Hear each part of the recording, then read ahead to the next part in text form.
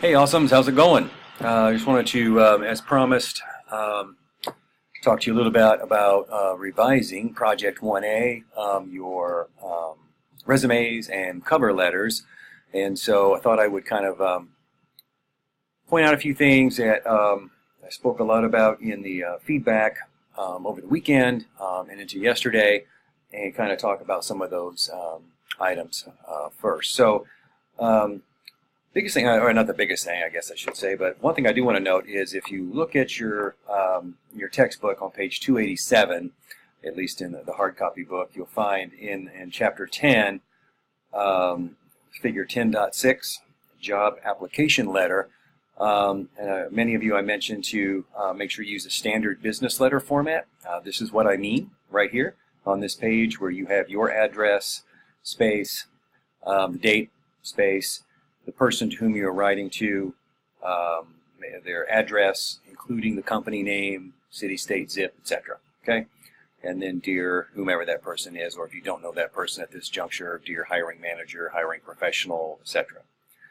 Then on this page, the textbook, Markel more specifically, does an incredibly excellent job of demonstrating, I think, two or three very key things. Number one, how to open, how to start, what your introductory paragraph for this particular genre should be, identifying that you're responding to a particular ad, a particular location, consider me, and then maybe a positive statement about yourself. And then the third paragraph, however, is where I'd really like you to really pay attention that these two parts here, this individual who's written this letter demonstrates two particular things that he or she feels is pertinent, a pertinent skill or qualification for this particular job, and then sets about, after stating that in the first sentence, then spends the next 2 to 3 to 4 sentences demonstrating that, showing it, right? It's an example, right?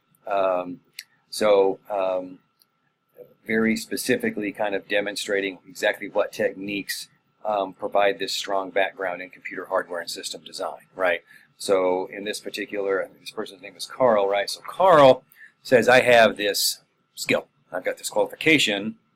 He doesn't say it's listed in your job posting, right? It's assumed, right? You want to take something directly from the job posting and you're going to address it very specifically here in your letter, right?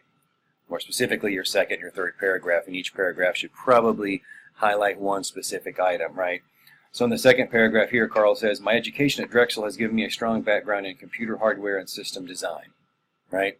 We have a lot of those kind of statements that we've said throughout, that I've read a lot over the last couple of days, and then we just kind of go over to, here's the next skill I have, and I've got these skills, right? Carl slows down here and says, I've concentrated on digital and computer applications, developing and designing computer signal processing hardware and 2 graduate-level engineering courses for my senior design project, aka for example, right? Working with 4 other undergraduates and using OO programming techniques to enhance the path planning software for an infrared night vision robotics application. Here's what I am doing. Here's the example, right? Now we get, here's the background in computer hardware and system design, right? Did this in a class, I'm working with some other men, and here is specifically what I'm doing, okay? And then he proceeds from there, okay? So look at that example, figure 10.6 in the textbook. Okay, so let me reduce myself down here and let's look at the actual resume itself. So we're talking about revising, right? So I was saying for the cover letter, go back to the textbook, reread that sample.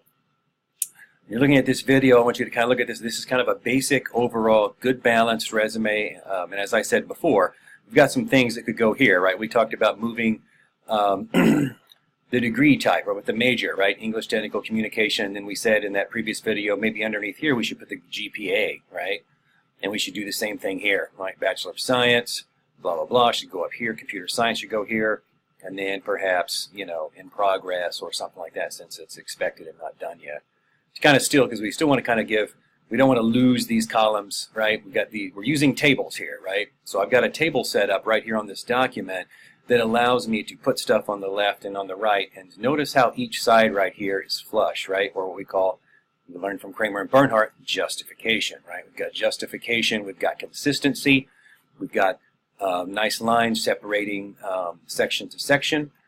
We've also got the action verbs, planned, hosted, assisted, performed. We're using a congruent set of bullet points, right? We're still kind of using these things here, right? Here again, this is I set this up using a table, right? So that I could put something here, I could put something here and center it, and then I could put something on this side, and I could justify right. So I'm using that space, right? These here, we talk sometimes, I may have given you some feedback to kind of shorten, right? Your duties, responsibilities, the description of what you did at that job.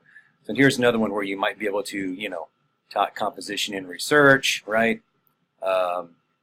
Maybe we could shorten these even a little bit, and we could maybe have a couple of rows right here, maybe to kind of use, because there's a little bit of empty space right here, all right?